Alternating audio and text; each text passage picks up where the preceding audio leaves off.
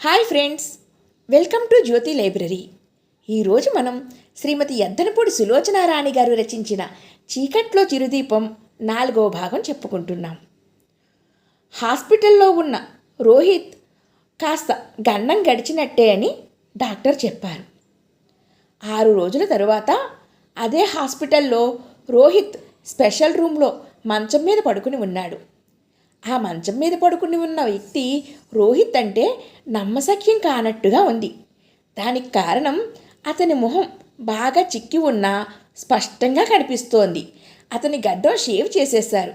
జుట్టు చింపిరితనం పోయి క్రాఫ్గా ఉంది. అతని బవిరి గడ్డంతో చింపిరి జుట్టుతో ఎన్నాళ్ళు కప్పబడిపోయినట్టున్న అతని ముఖం ఇప్పుడు స్పష్టంగా కనిపిస్తోంది. పొడుగాటి ముఖం, కళ్ళు ఇంకా నీరసంగా పీక్కుపోయినట్టు లోపలికి ఉన్నాయి. అతనిది చక్కటి నాసిక అని ఇప్పుడు స్పష్టంగా తెలుస్తోంది. అతన్ని అలుముకుని ఉన్న ఛిద్రం ఏదో కడిగేసిపోయినట్టు, మసిపోయినట్టు అతని మొహం శుభ్రంగా ఉంది. తల కింద దిళ్ళు ఎత్తుగా పెట్టగా పడుకుని ఉన్నాడు.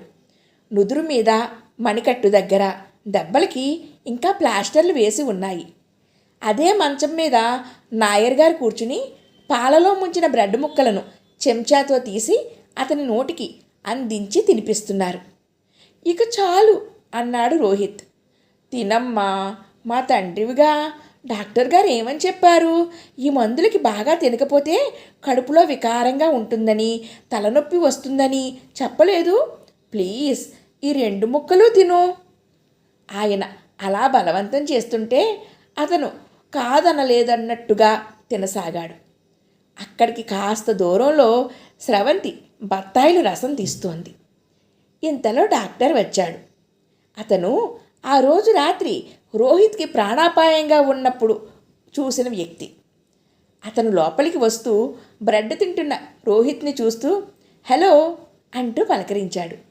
వస్తూనే స్రవంతిని కూడా చూసి ప్రకాశవంతమైన చిరునవ్వు నవ్వి హలో అన్నాడు. హలో అంది స్రవంతి. డాక్టర్ లోపలికి రాగానే మాధవ్ నాయర్ లేచారు. డాక్టర్ మంచం మీద కూర్చుని రోహిత్ హార్ట్ బీట్ చూశాడు. బ్లడ్ ప్రెషర్ చెక్ చేశాడు. థర్మామీటర్తో జ్వరం చూశాడు. జ్వరం లేదు. వెరీ గుడ్, అంతా నార్మల్గా ఉంది. మీరు రేపు ఇంటికి వెళ్ళిపోవచ్చు అన్నాడు. థ్యాంక్ యూ డాక్టర్ అన్నారు నాయర్. థ్యాంక్స్ నాకెందుకు?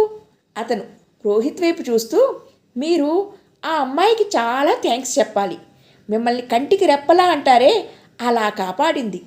Mister Rohit, you are really very very lucky అంటూ లేచాడు.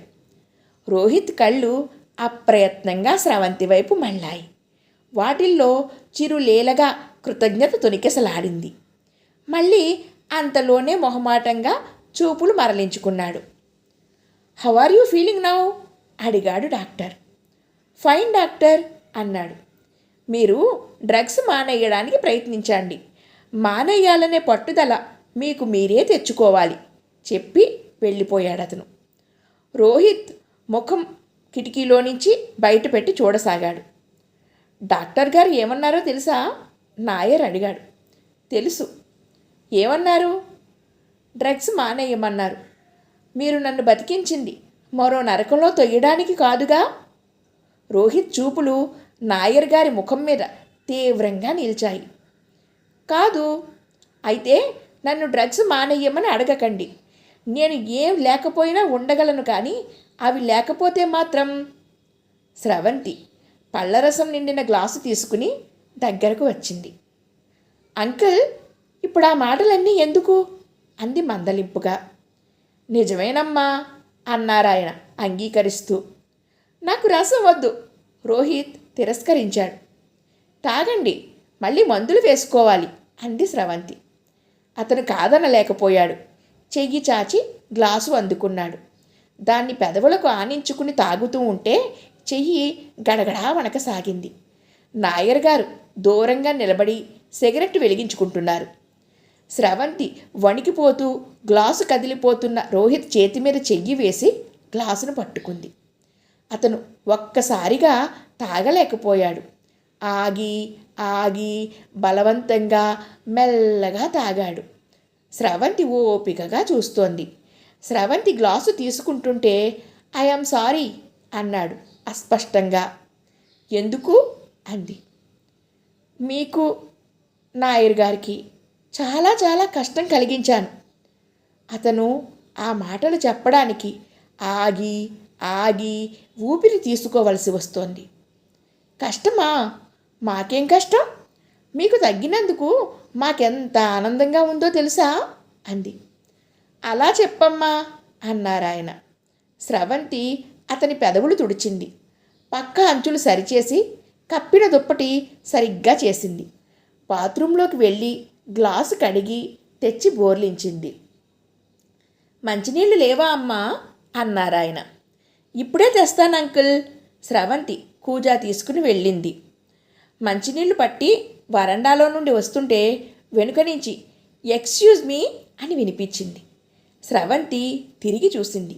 ఎదురుగా జగదీష్ చంద్రప్రసాద్. స్రవంతిని చూడగానే అతను హాయిగా నవ్వేశాడు. మీరా కాదా అని మదన పడుతున్నాను. మొదట ఈ అమ్మాయి ఎవరో స్రవంతిలా ఉందే అనుకున్నాను.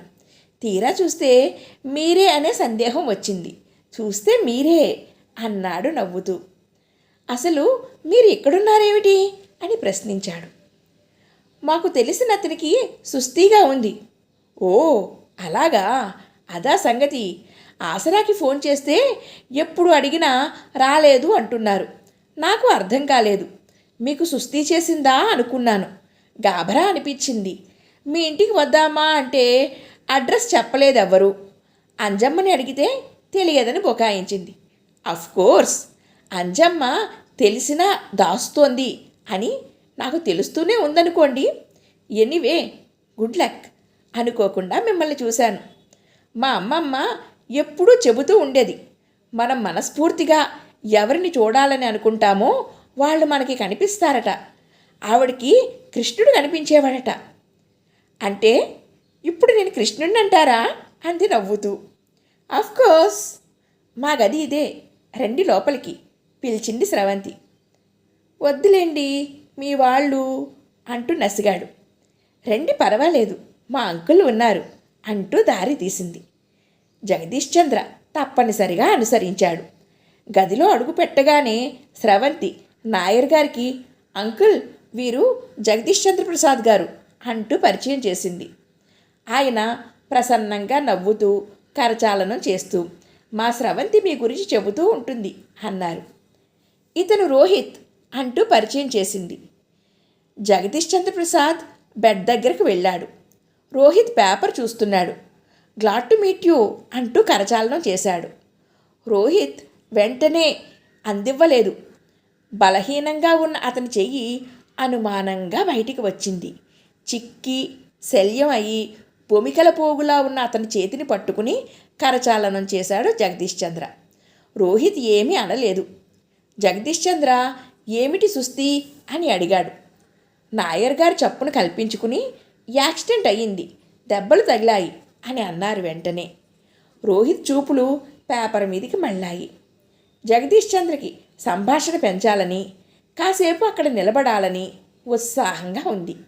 కానీ అక్కడ నాయర్ గారు కానీ రోహిత్ కానీ ఎలాంటి ఉత్సాహం ప్రదర్శించే వాతావరణం కనిపించలేదు. ఓకే వస్తాను అన్నాడు. స్రవంతి అతని వెంటే బయటికి వచ్చింది. జగదీష్ చంద్ర అన్నాడు, స్రవంతి గారు ఇది చాలా అన్యాయం. నా గురించి మీ ఇంట్లో అంత చెప్పినవారు మీ ఇంట్లో వాళ్ళ గురించి నాకు కాస్త కూడా చెప్పలేదు. ఆయన మీ అంకుల్, ఆసరాకి అప్పుడప్పుడు ఫోన్ చేస్తుంటారు, నాకు తెలుసు. కానీ అతను అంకుల్కి పెంపుడు కొడుకు అంది స్రవంతి. మీరు ఎప్పుడూ చెప్పనేలేదు అన్నాడు. సందర్భం రాలేదుగా అంది చిరునవ్వుతో. ఇంతకీ మీరిక్కడికి ఎందుకు వచ్చారు అంది. శ్రీదేవికి ఒంట్లో బాగాలేదు, చేర్పించాం. అయ్యో అలాగా, పదండి నేను చూసి వస్తాను. నో శ్రమెందుకు, వద్దు, తను నిద్రపోతున్నట్టుగా ఉంది, మరోసారి వద్దురు గాని. స్రవంతి ఆగిపోయింది. అలాగే అంది. బేబీ గురించే నాకు ఆదుర్దాగా ఉంది. నిన్న కూడా అన్నం విసిరేసిందట, అంజమ్మ చెప్పింది. రేపు మేము ఇంటికి వెళతాం, రేపు నేను ఆసరాకి వెళతానులేండి. థ్యాంక్ యూ, వస్తాను. అతను వెళ్ళిపోయాడు. స్రవంతి గదిలోకి తిరిగి వచ్చింది. నేను టీ తీసుకుని వస్తానమ్మా. నాయర్ గారు ఫ్లాస్క్ భుజాన తగిలించుకుని వెళుతూ ఎదురయ్యారు. అలాగే అంకుల్ అంది. స్రవంతి లోపలికి వచ్చింది. రోహిత్ మంచం మీద కూర్చున్నాడు. అతని ఒంటి నిండా చెమటలు దిగజారుతున్నాయి. స్రవంతి వెంటనే అది చూడగానే ఫ్యాన్ వేసింది. అతనికి చెమటలు ఇంకా కారుతూనే ఉన్నాయి. స్రవంతి అతని దగ్గరకు వచ్చింది. నుదురు మీద చెయ్యి వేస్తూ ఎలా ఉంది అంది. ఏమిటో గాభరాగా ఉంది, గుండెలు దడదడలాడుతున్నాయి. స్రవంతి వెంటనే వెళ్ళి గ్లూకోజ్ కలిపి తెచ్చి అతని చేత తాగించి మళ్ళీ గ్లాసు పట్టుకుంది. అతను తాగి వెనక్కి వాలాడు. స్రవంతి అతని చెమటలను కొంగుతో తుడిచింది. పేపరుతో విసరసాగింది. ఈరోజు డాక్టర్ గారు కొత్త మందు ఇచ్చారు. ఆ క్యాప్సూల్ వేసుకున్న వెంటనే ఇలా నీరసంగా ఉంటుందని చెప్పారు. గాబరా పడవద్దు, కాసేపటికి తగ్గిపోతుంది. ఎంతో అనునయంగా చెప్పింది. అతను స్రవంతి చేతిని గట్టిగా పట్టుకున్నాడు. కాస్త ఆగి అన్నాడు, thank you very much. Doctor గారు చెప్పారు అస్పష్టంగా అన్నాడు. నాకు థ్యాంక్స్ చెప్తున్నారా మీరు అంది. అవును, మెనీ. స్రవంతి చిరునవ్వుతో అంది. అలా అన్నీ ఒక్కసారే వద్దండి, మన ఇంటికి వెళ్ళిపోతాంగా. అప్పుడు రోజుకి ఒక్కసారి చొప్పున కొంచెం చెబుదురు కానీ అప్పుడు నాకు చాలా గర్వంగా సంతోషంగా ఉంటుంది. చాలా రోజులు గుర్తుంటుంది. ఏమంటారు? ఎండి పగిలిన అతని పెదవుల మీద చిరు దరహాసరేఖ కదిలి అంతలోనే మాయం అయింది. రేపు ఇంటికి వెళ్ళిపోతాంగా, మన ఇంట్లో అయితే హాయిగా ఉంటుంది అంది అనునయంగా. మన ఇల్లు అతను గొణిగాడు. స్రవంతి అది వింది. ఇంకా దృఢమైన స్వరంతో అంది, అవును, మన ఇల్లే. ఆ ఇంట్లో నాకు, అంకుల్కి ఎంత స్వతంత్రం, అధికారం ఉన్నాయో మీకు కూడా ఉన్నాయి. నాకు ఇల్లు అనేది లేదు. అతని కంఠంలో ఆవేశం వస్తోంది. ఉంది, నేను అనాథని. అది హాస్పిటల్కి రాకముందు మాట. ఇప్పుడు మీరు అనాథ కాదు. నేను, అంకుల్ మీ వాళ్ళం కాకపోతే మేము ఇంతగా మీకోసం పాకుల్లాడతామా చెప్పండి? అతను బలహీనంగా ఉన్న చేతులు జోడించాడు. అతని చిక్కిన కళ్ళలో లీలగా తడి. స్రవంతి ఆ చేతులను విడదీసింది. అలాంటి పిచ్చి పనులు చేయకండి. మేం మీ వాళ్ళం. మిమ్మల్ని వదిలేసి వెళ్ళాలని మీరు ఎప్పుడూ అనుకోకండి. స్రవంతి ఒకసారి గుమ్మం వైపు చూసి ఇటు తిరిగి చెప్పింది. అంకుల్ లేరు. ఆయన మనసు మీకు చెప్పేస్తున్నాను. ఆయన మనల్ని కన్న బిడ్డల కంటే ఎక్కువగా అనుకుంటున్నారు. ఈ 6 రోజుల నుండి ఆయన మీకోసం పడుతున్న గాబరా మీరు చూస్తున్నారు కదా. అంకుల్ని మీ నిర్లిప్తతతో ఇక ముందైనా బాధ పెట్టకండి. దయయుంచి ఆ విషయం ఒక్కటి మాత్రం గుర్తు పెట్టుకోండి. మీరు వదిలి వెళ్ళిపోతే ఆయన గుండెలు పగిలిపోతాయి. అది ఒక్కటే మీరు నాకు చూపించవలసిన కృతజ్ఞత. అదిగో అంకుల్ వస్తున్నారు. స్రవంతి లేచి అవతలికి వెళ్ళింది. నాయర్ వచ్చారు. ఆయన చేతిలో ఫ్లాస్కుతో పాటు పళ్ళబుట్ట, హార్లిక్సు, రోహిత్కి అవసరమైన పుస్తకాలు ఉన్నాయి. నాయర్ గారు, మీరిలా నిరుత్సాహపడితే ఎలాగండి? నేను చెప్పాను కదా, ఈ డ్రగ్స్ అనే వాటిని అలవాటు చేసుకోవడం మనిషికి ఎంత సులువో మానుకోవడం అంత కష్టమని. ఇది ఒక్క రోజుతో అయ్యే పని కాదు. డాక్టర్ మహదేవన్ నచ్చ చెబుతున్నట్టుగా అన్నారు. ఆయనకి ఎదురుగా నాయర్ గారు, ఆయన పక్కన స్రవంతి కూడా ఉన్నారు. నేను ఓపిక పడుతూనే ఉన్నాను డాక్టర్ గారు. మీ దగ్గర వైద్యం మొదలై అప్పుడే 4 నెలలు అవుతోంది. ఈ మధ్య కాస్త మీరు చెప్పిన విధంగా డోస్ తగ్గించేస్తూ దారికి వచ్చేశాడు. ఇంతలో ఏమైందో ఆ సంతోషం దక్కనీయకుండా మళ్ళీ మొదలుపెట్టాడు. ట్రీట్మెంట్ మళ్ళీ మొదటికి వచ్చింది. ఇలా అయితే ఎలాగండి? అది నా బాధ. మీరు ఒకటి మర్చిపోతున్నారు. పేషెంట్కి మనం ఛాన్స్ ఇచ్చాం. ఇది ఒక్కనాటితో అయ్యేది కాదని, డబ్బు ఖర్చుతో కూడిన వ్యవహారమని నేను ముందే మీకు చెప్పాను. అబ్బబ్బే, డబ్బు మాట కానే కాదండి బాబు. మీరు అలా నన్ను అపార్థం చేసుకుంటే నన్ను నేను షూట్ చేసుకోవాల్సి వస్తుంది. డబ్బు ఎంతైనా నేను వెనకాడను.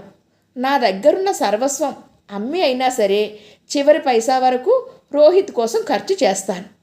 నా ఉద్దేశం అది కాదు. ఇంకేమిటండి మరి? మీకు అతని పట్ల ఓపిక, నమ్మకం చాలా ఉండాలని కదా నేను మొదటే చెప్పాను. చెప్పారనుకోండి, నసిగారాయన. చూడండి నాయర్ గారు, మీరు ఎంత త్వరగా రిజల్ట్ కోసం తహతలాడిపోతే పని జరగదు. ఇక్కడ పేషెంట్ మనస్తత్వం చిత్రంగా ఉంటుంది. ఒకసారి మానేద్దామా అనిపించి ప్రయత్నం ప్రారంభించవచ్చు. కానీ మానేయడానికి అవసరమైన శక్తి మానసికంగా కానీ శారీరకంగా కానీ అతనికి ఉండకపోవచ్చు. ఒక్కొక్కసారి తన గతం ఏదైనా గుర్తుకు వచ్చి ఆ ఆలోచనలు పీడిస్తే అది తట్టుకోలేక మళ్ళీ ప్రారంభం చేయవచ్చు. మరోసారి డ్రగ్స్కు అలవాటు సాటి స్నేహితులు బలవంతం చేసి ఇవ్వవచ్చు. పేషెంట్ మళ్ళీ మామూలు జీవితానికి రావడానికి వాళ్ళు ఎదుర్కొనే సమస్యలు ఇన్ని ఉన్నాయి. ఇది మనకు చాలా సాధారణమైన విషయంగా కనిపించవచ్చు. కానీ శారీరకంగా మానసికంగా బలహీనంగా ఉన్న వాళ్ళకి ఇది ఒక యజ్ఞం అని మనం అర్థం చేసుకోవాలి. పేషెంట్ పట్ల నిజంగా ఆపేక్ష ఉన్నవారు అతని వెంట తోడుగా ఉండి తను పడే ఈ యాతనని ఓర్పుతో భరించాలే తప్ప కించిత్తు కూడా ఆవేశపడకూడదు. ముఖ్యంగా మన దారికి వాళ్ళని తీసుకువస్తున్నాం అనే భావం మీలో ఏ మాత్రం కనిపించినా వాళ్ళు దూరంగా పారిపోతారు.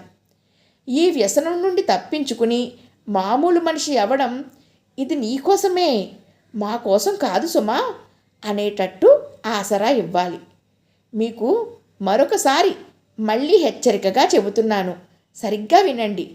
రోహిత్కి మీరు అండగా ఉన్నారు అనే భావం రావాలి, కానీ మీరు బలవంతం చేస్తున్నారు అనే ఒత్తిడి ఏమాత్రం అనిపించకూడదు. ఇది బాగా గుర్తుపెట్టుకోండి. మాధవ్ నాయర్ శ్రద్ధగా విన్నారు.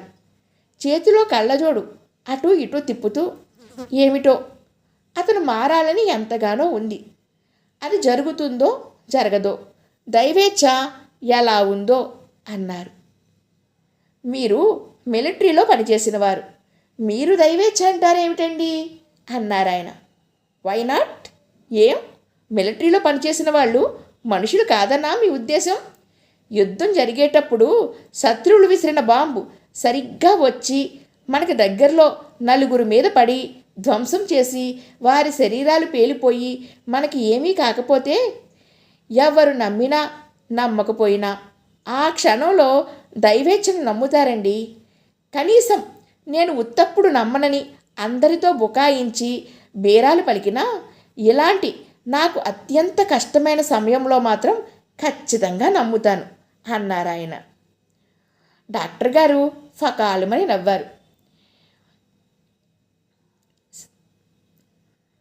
ఆయనలో ఒక మంచి అలవాటు ఉంది. ఎంతసేపు ఎదుటివారి అవసరాలను గమనిస్తూ తనకి చేతనైన సాయం చేస్తూ ఉంటారు. బహుశా అందువల్లనేనేమో నాయర్ గారు పరిచయమైన కొద్దిసేపటికే అవతల వారికి స్నేహపాత్రుడు అయిపోతారు. డాక్టర్ మహదేవన్ గారు, మాధవ్ నాయర్ గారు 5-6 విజిట్లలో మిత్రులైపోయారు. నాయర్ గారు వస్తానని అపాయింట్మెంట్ అడిగితే మహదేవన్ గారు పేషెంట్స్ అందరినీ పంపేసి తరువాత ఆఖరి వ్యక్తిగా ఇస్తారు. ఇక వస్తాం డాక్టర్ గారు. నాయర్ గారు లేవబోతుంటే షటప్, సిడౌన్, బాయ్ని కాఫీ తెమ్మనమని పంపించాను, తీసుకువస్తాడు అన్నారు. అమ్మో, మీ కుర్రాడా? ఈ లోపల రోడ్డు మీద కొత్త సినిమా పోస్టర్ కనిపిస్తే ఎవరినైనా అడిగి దాని కథంతా తెలుసుకునే వరకు రాడు. రోహిత్ ఇంటికి వస్తాడేమో, స్రవంతి కూడా ఇక్కడే ఉంది అన్నారాయన ఆదుర్దాగా. డాక్టర్ కసిరారు. అదిగో ఆ ఆదుర్దాయే వద్దన్నాను.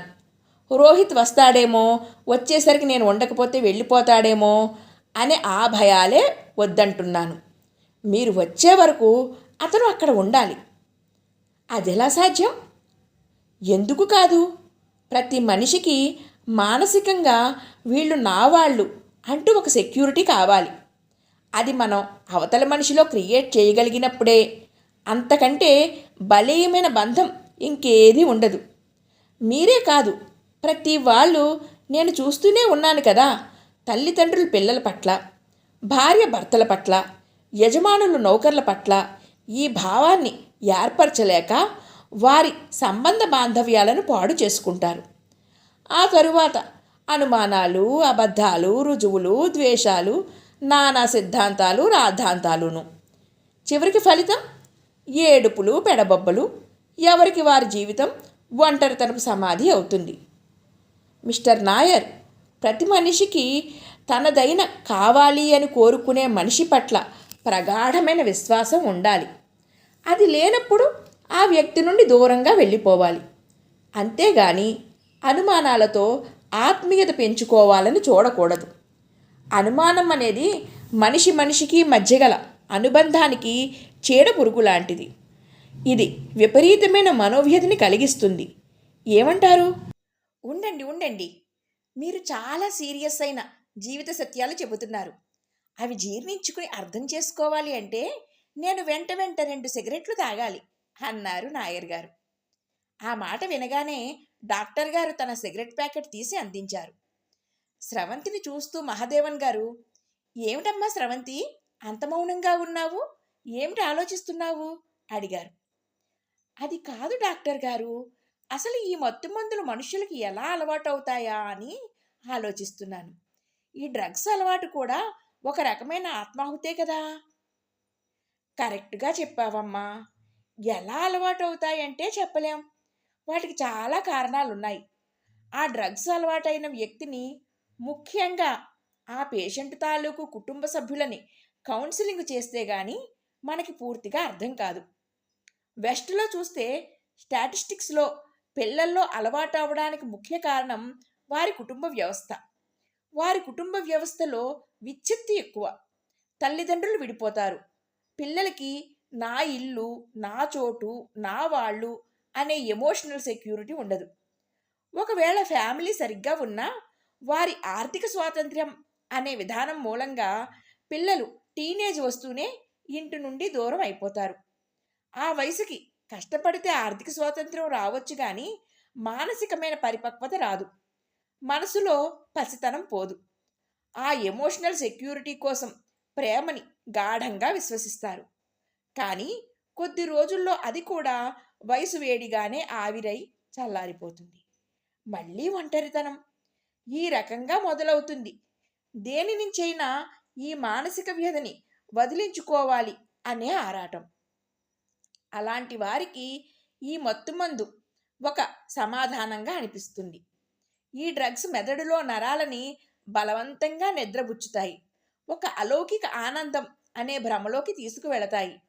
అక్కడంతా హాయి, ఒక శాంతి కనిపిస్తుంది. మొదట్లో ఇది బాగానే ఉంటుంది. వాళ్ళు కూడా చిన్న చిన్న డోసులతోనే మొదలు పెడతారు. కానీ రాను రాను వాటి పరిమాణం సరిపోదు. 3 రోజులకి ఒక ఇంజెక్షన్, ఒక పౌడర్ ప్యాకెట్టు, ఒక పంచదార గుళిక లాంటితో సరిపోయేది రాను రాను అవసరం ఎక్కువవుతుంది. దానికోసం తహతహ ఎక్కువై చివరికి రోజుకు 2 ఇంజెక్షన్ల వరకు వెళతారు. అంతవరకు వెళ్ళిన వారిని వెనక్కి తీసుకురావడం అనేది చాలా కష్టం.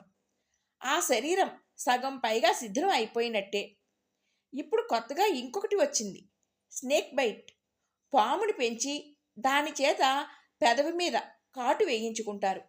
ఇప్పుడు లేటెస్ట్ కిక్ అది. కాటు వేయగానే ఆ పాము చచ్చిపోతుంది. ఇది వినగానే స్రవంతి గగుర్పాటుగా, యావగింపుగా, జుగుప్సగా చూసింది. కొంతమంది పాపం తెలియకుండానే ఇందులో చిక్కుపడిపోతారు. దీనికి ముఖ్య కారణం ఎక్కువగా ధనవంతులుగా ఉండడమే. పిల్లలు చూస్తే కాలేజీల్లో, యూనివర్సిటీల్లో ఈ సంఖ్య ఎక్కువగా కనిపిస్తోంది. బాగా ఐశ్వర్యం గల కుటుంబంలో పిల్లల్ని ప్రసిద్ధి చెందిన కాలేజీల్లో చేర్పించడం, పిల్లల్ని హాస్టల్లో ఉంచడం తమ ప్రెస్టేజీకి కొలమానం అనుకుంటారు కొందరు. మా పిల్లాడు ఫలానా పబ్లిక్ స్కూల్లో చదువుతున్నాడు అని సొసైటీలో గొప్పగా చెప్పుకోవాలి అన్న తాపత్రయమే తప్ప ఆ వయసులో పిల్లలకి తల్లిదండ్రుల ఆసరా మానసిక ఎదుగుదలకి ఎంతో అవసరమని అర్థం చేసుకోరు. అదేమంటే అక్కడ బెస్ట్ ఎడ్యుకేషన్ దొరుకుతుంది అంటారు. నేను అది నమ్మను. వీధి దీపం వెలుగులో చదివిన బ్రిలియంట్ అయిన స్టూడెంట్స్ ఎంతోమంది ఉన్నారు. ఈ పిచ్చి ఆక్స్ఫర్డ్లో చదివిన వాడే గొప్పవాడు అనడం లాంటిది. ఏం, ఆక్స్ఫర్డ్లో చదవకపోయినా సరే ఎంతమంది గొప్పవాళ్ళు లేరు? నీకు తెలుసా స్రవంతి, తల్లిదండ్రుల్లో ఇంకో మహా పిచ్చివాళ్ళు ఉన్నారు.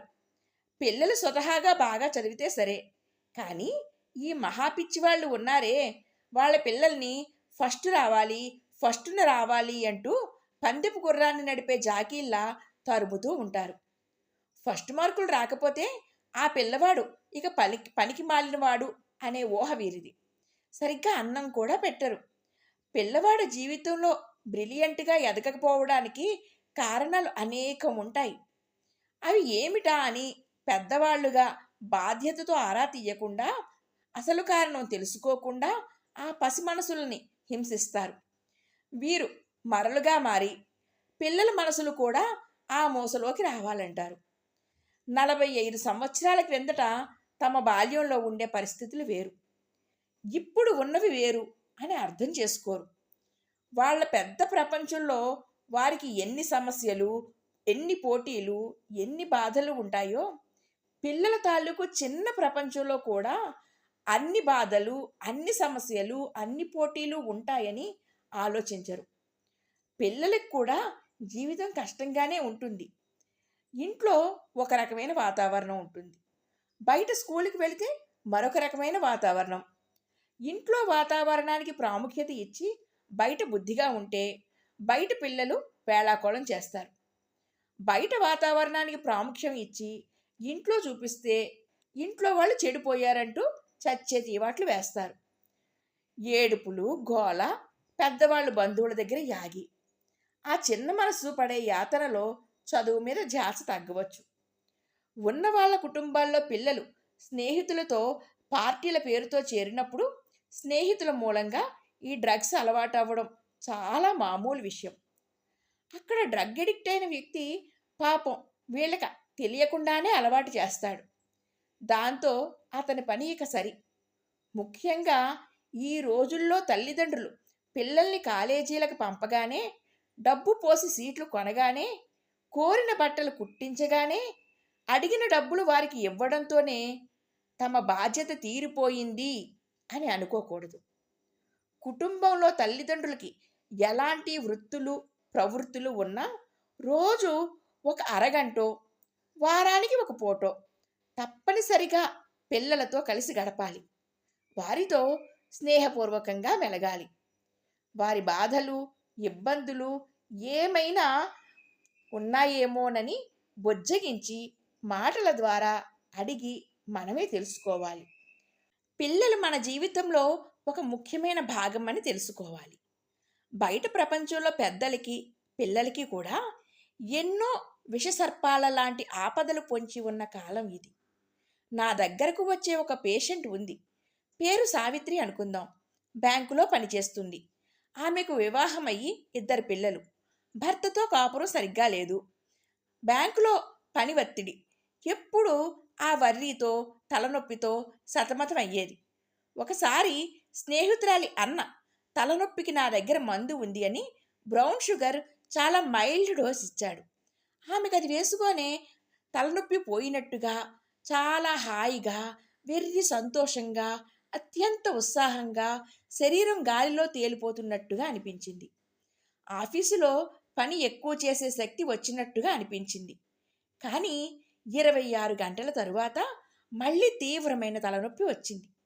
ఆ రమేష్ దగ్గరకు పరిగెత్తింది. అతను చాలా సానుభూతి మాటలు చెప్పి మళ్ళీ ఇచ్చాడు. రాను రాను సావిత్రికి మందు అలవాటైపోయింది.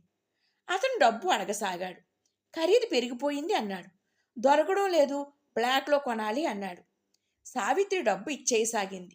జీతంలో సగభాగం ఇచ్చేసాగింది. ఇంకా ఆరడి చేస్తే రమేష్కి లొంగిపోయింది.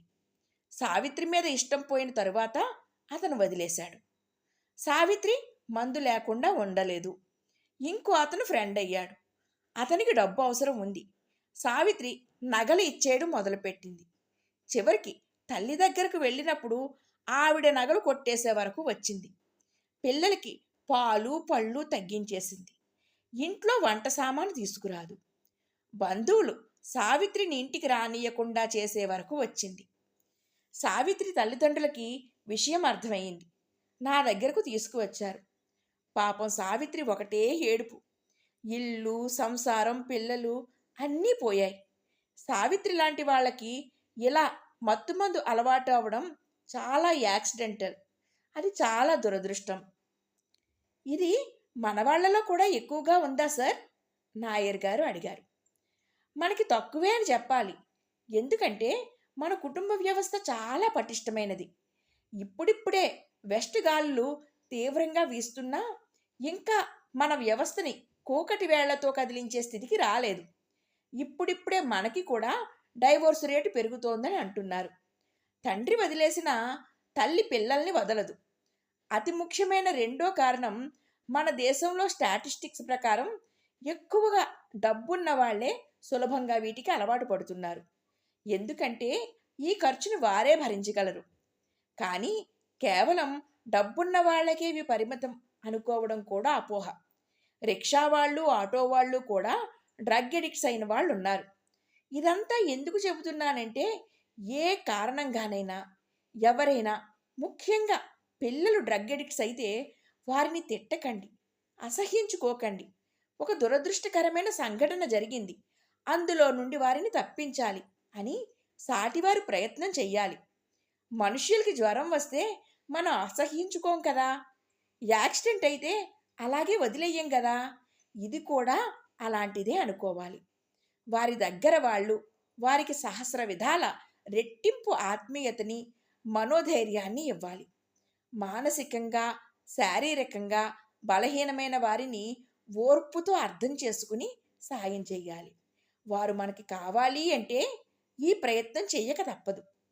అవసరం లేదనుకుంటే అది వేరే సంగతి. స్రవంతి బొగ్గన చెయ్యి పెట్టుకుని అత్యంత శ్రద్ధగా డాక్టర్ గారు చెప్పే మాటల్ని వింటోంది. స్రవంతి కళ్ళ ముందు ఆ క్షణంలో రోహిత్ కనిపిస్తున్నాడు. బాయ్ ఇంతలో కాఫీ తెచ్చి ఇచ్చాడు.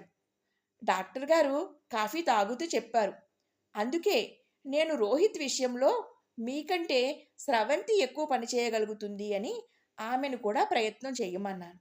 ఎందుకంటే స్రవంతి ఆసరాలో అంగవైకల్యం గల ఆ పిల్లల ముఖాల్లో చిరునవ్వులు తెప్పించే పద్ధతిని నేను చూశాను. ఆమెలో ఓర్పు, నేర్పు ఉన్నాయి. She is the correct person to help him. నాకు తెలుసు డాక్టర్ గారు అన్నారు నాయర్ గారు స్రవంతి వైపు వాత్సల్యంగా చూస్తూ. నాకు చేతనైనంత తప్పక చేస్తాను డాక్టర్ గారు అంది స్రవంతి. మీ ఆసరాకి ప్రోత్సాహం ఇచ్చే సూర్యకాంతం గారు లేరు, ఆమెది మరో పెద్ద సమస్య అన్నారాయన. ఎందుకు? వారు బాగానే ఉంటారుగా. పైకి అందరూ అలాగే ఉంటారమ్మా. ఆ ముసుగులు తీసేస్తే ఒక్కొక్కళ్ళ మొహంలో ఒక్కొక్క ఆవేదన, అశాంతి. ఆమె కూతురు రమ్య తల్లిదండ్రులు చెప్పిన మాట వినదు. తల్లి అంటే ఏసడింపు, లక్ష్య పెట్టదు. ఆవిడికి అదే వేదన. సూర్యకాంతం గారు కూడా నా పేషెంటే. సమస్య ఉంటే తగ్గించుకోవలసింది పోయి ఆతురతతో ఎక్కువ చేసుకుంటారు కొంతమంది. హలో డాక్టర్ గుమ్మంలో వినిపించింది. నాయర్ గారు స్రవంతి తిరిగి చూశారు. గుమ్మంలో సుశీలాదేవి నిలబడి ఉన్నారు. స్రవంతి చప్పున లేచి నమస్కరించింది. మీ రోహిత్ ఎలా ఉన్నాడు? ఆవిడ భుజం తడుతూ అడిగింది. ఇప్పుడే కాస్త దారిలోకి వచ్చి మళ్ళీ వెనక్కి పరిగెత్తుతున్నాడు అన్నారు డాక్టర్ గారు. నాయర్ గారు స్రవంతి లేచారు. వెళ్ళొస్తాం డాక్టర్, థ్యాంక్ యూ అంటూ వీడ్కోలు చెబుతూ నాయర్ గారు కరచాలనం చేశారు. స్రవంతి మధ్యగదిలో కూర్చుని దిండు గలీబుల మీద ఎంబ్రాయిడరీ చేస్తోంది. అంకుల్ దిండు కవర్ మీద గుడ్ నైట్ కుట్టాలని మొదలుపెట్టి ఎన్ని రోజులు అయ్యింది. అది ప్రారంభం అయిన తర్వాత ఏవేవో ఇబ్బందులు. క్షణం తీరిక లేనట్టుగా అది కుట్టడానికే వీలు కాలేదు. ఈరోజు ఆసరాకి సెలవు. కుక్కపిల్ల దారపు వండతో ఆడుతోంది. అంకుల్ కోర్టు పని మీద పొద్దుటనగా భోజనం చేసి వెళ్ళారు. ఇంతవరకు రాలేదు. ఆయన వెళుతూ మనవాడు గదిలోనే ఉన్నాడు, ఆ వెధవలు ఎవరైనా వస్తారేమో, ఒక కన్ను వేసి ఉంచమ్మా అని కంఠం పెద్దగా చేసి బిగ్గరగా, నేను వెళ్తున్నానమ్మా, ఇంట్లో ఒంటరిగా ఉంటావేమో, అయినా నీకేం భయం లేదులే, రోహిత్ ఇంట్లో ఉన్నాడుగా అని కేక పెట్టి రోహిత్ గది దగ్గరికి వెళ్ళి, నేను కోర్టుకు వెళుతున్నాను అని చెప్పి వెళ్ళిపోయాడు. వారం రోజుల క్రితం రోహిత్ కాస్త దారికి వస్తున్నాడు అనుకుంటే మధ్యాహ్నం వేళ స్రవంతి ఆసరాకి వెళ్ళింది. నాయర్ గారు భోజనం చేసి నిద్రపోతున్నారు. ఆయన నిద్ర లేచేసరికి రోహిత్ లేడు. పక్కింటి నాగరత్తమ్మ ఎవరో జులపాల కుర్రాడు కిటికీ దగ్గర నుండి రాయి వేసి రోహిత్ని పిలిచి తీసుకువెళ్ళాడని చెప్పింది. రోహిత్ ఆ సాయంత్రం వచ్చాడు. హుషారుగా కూనిరాగం తీస్తూ వస్తున్న అతన్ని చూడగానే అతను ఇంజెక్షన్ తీసుకున్నాడని అర్థమయ్యింది. అర్ధరాత్రి వేళ రోహిత్ గదిలో నుండి ఓ అని పెద్దగా అరుపులు వినిపించాయి. నాయర్ గారు, స్రవంతి లేచి పరిగెత్తారు. బల్లి బల్లి, రాకాసి బల్లి అని అరుస్తూ భయపడుతున్నాడు. నాయర్ గారు రోహిత్ని దగ్గరకు తీసుకుని చూడగా గోడ మీద చిన్న బల్లిపిల్ల ఉంది. నాయర్ గారు దాన్ని తరివేశారు. రోహిత్ని ఆయన బొజ్జగించి నిద్రపుచ్చారు. తరువాత డాక్టర్ గారిని అడిగితే ఆయన డ్రగ్ ఎడిక్ట్ అయిన వారికి అవి అలాగే కనిపిస్తాయని చెప్పారు. 3వ రోజున రోహిత్ కోసం మళ్ళీ జులపాలతను వచ్చేసరికి నాయర్ గారు తుపాకీ తీసుకుని, దొంగరాస్కెల్, మళ్ళీ కంటికి కనిపించావా, కాల్చి పారేస్తాను అంటూ వెంటపడి వీరి చివరి వరకు తరిమి వచ్చారు. ఈ ఛాయలకి ఎవరైనా వచ్చారా, మిమ్మల్ని అందరినీ షూట్ చేస్తాను అని బెదిరించారని సత్యం తర్వాత చెప్పాడు. అప్పటి నుండి స్రవంతి, ఆయన ఇద్దరూ డ్యూటీ వేసుకున్న జవానుల్లా రోహిత్కి కాపలా ఉంటున్నారు. రోహిత్ ఇప్పుడిప్పుడే కాస్త భోజనం తింటున్నాడు, టీ తాగుతున్నాడు. అతని కడుపులో పడిన ఆహారం వాంతిగా వెళ్ళిపోవడం లేదు. 3 గంటలు అవుతుండగా రోహిత్ ఇప్పుడు గదిలో నుండి బయటికి వచ్చాడు. హలో అంది స్రవంతి తనే. డాక్టర్ గారు చెప్పినప్పటి నుంచి అతనితో చాలా చనువుగా కల్పించుకుని మాట్లాడుతోంది. స్నేహంగా ఉంటోంది. చీటికి మాటికి ఏదో ఒక మాట తెచ్చి అతనితో సంభాషణ ప్రారంభిస్తోంది. వంట ఇంట్లో వంట చేస్తూ, రోహిత్ కాస్త ఆ గిన్నె ఇవ్వు, ఈ ఉప్పు ఇవ్వు అంటూ పనులు పురమాయించి చెబుతుంది. అతను మాట్లాడడు, కానీ స్రవంతి చెప్పిన పనులు చేస్తాడు. హాస్పిటల్లో ఉండగా తన కోసం వారు చేసిన సేవ అతను మర్చిపోలేదు. హలో అన్నాడతను. అతను వాలకం చూస్తే బయటికి వెళ్ళాలి అన్నట్టు యువతల గదిలోకి వచ్చిన అతను అక్కడే కూర్చుని ఉన్న స్రవంతిని చూసి వెనక్కి వెళ్ళబోయి ఆగి అక్కడే తచ్చట్లాడసాగాడు. ఈరోజు నువ్వు నాకు థ్యాంక్స్ చెప్పలేదు అంది స్రవంతి. హాస్పిటల్ నుండి వచ్చిన తర్వాత నుండి ప్రతిరోజు అతను ఏదో ఒక పని చేసి థ్యాంక్స్ అనాలి. ఈరోజు ఎలా చెప్పాలి అనుమానంగా చూశాడు. ఈరోజు ఎక్కడికి వెళ్లకుండా ఉండడమే నాకు థ్యాంక్స్ చెప్పడం అన్నమాట. అతను చిరాగ్గా చూశాడు, తల విదిలించాడు, బయటికి వెళ్ళబోయాడు.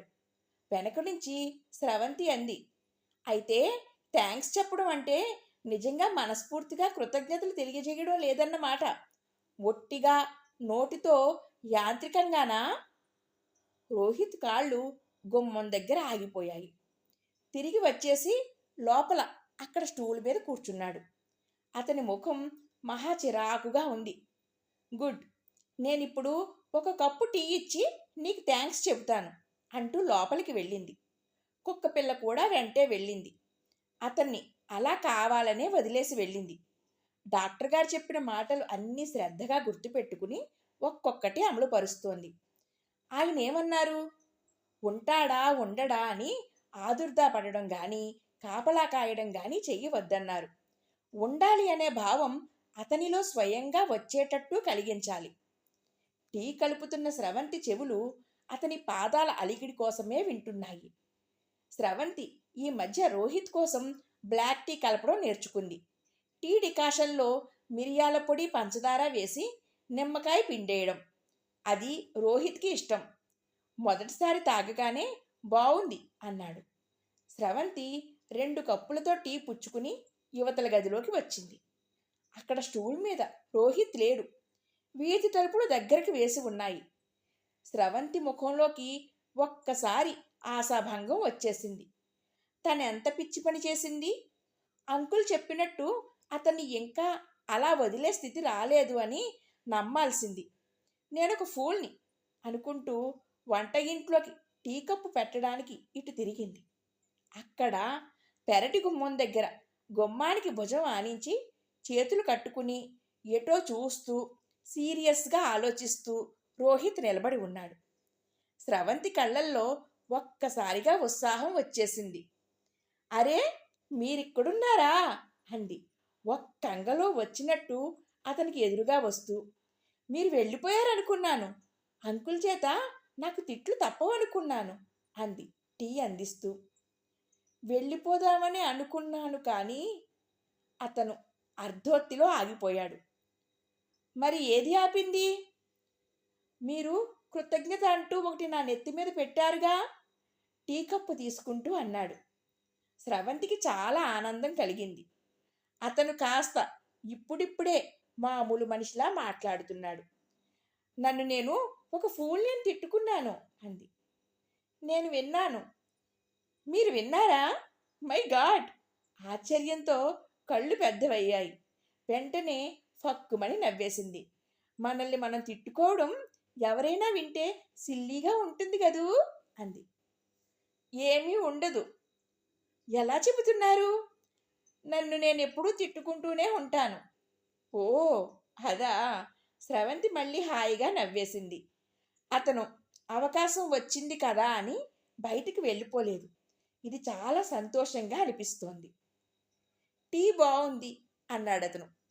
మీకు నేర్పిస్తాను అంది. అతని ముఖం ఎందుకో సీరియస్గా అయిపోయింది. సగం తాగిన కప్పు అక్కడ పెట్టేసి గదిలోకి వెళ్ళిపోయి తలుపులు మూసేసుకున్నాడు. స్రవంతి ఆశ్చర్యపోయింది. రోహిత్, రోహిత్ తలుపు తడుతూ పిలిచింది. కుక్కపిల్ల కూడా ఎగిరి తలుపు గీరసాగింది. పలికాడు. అతని కంఠం మామూలుగానే ఉంది. నేనేమైనా కాని మాట అన్నానా? లేదు. మరెందుకు తలుపులు బిగించుకోవడం? సమాధానం రాలేదు. స్రవంతి గదిలో అటూ ఇటూ పచార్లు చేస్తూ తిరిగింది. ఏమిటో అంతా బాగానే ఉంది. అంతలో మూడ్ పాడైపోయింది. మళ్ళీ వెళ్ళి తలుపు తట్టింది. రోహిత్, రోహిత్ పిలిచింది. సమాధానం రాలేదు. స్రవంతి మళ్ళీ తలుపు బాదింది. రోహిత్! జవాబు రాలేదు. అతను మళ్ళీ ఇంజెక్షన్ చేసుకుంటున్నాడా? దొడ్లో నుండి పరిగెత్తి కిటికీలో నుండి చూసింది. బుజ్జి కూడా వెంట పరిగెత్తింది. అతను మంచం మీద ఉన్నాడు. వెల్లకిలా పడుకుని చేతులు తల కింద పెట్టుకుని పైకప్పుకేసి చూస్తూ దీర్ఘంగా ఆలోచిస్తున్నాడు. స్రవంతికి హమ్మయ్య అనిపించింది. రోహిత్ మళ్ళీ పిలిచింది. ఏమిటి? ఇటు తిరగకుండానే అడిగాడు. నాకు భయం వేస్తోంది. తలుపులు తీ అంది. రోహిత్ వచ్చి తలుపులు తీసి వెళ్ళి మంచం మీద పడుకున్నాడు. స్రవంతి మళ్ళీ కూర్చుని కుట్టుకోసాగింది. బుజ్జి కాళ్ళ దగ్గర పడుకుంది. టీ కలపడం నేర్పుతాను అనగానే అతనికి అంత కోపం ఎందుకు వచ్చింది అని ఆలోచించసాగింది. మిగిలిన కథ చీకట్లో చిరుదీపం 5వ భాగంలో చెప్పుకుందాం. Thank you friends. సర్వేజన సుఖినో భవంతు. జై హింద్.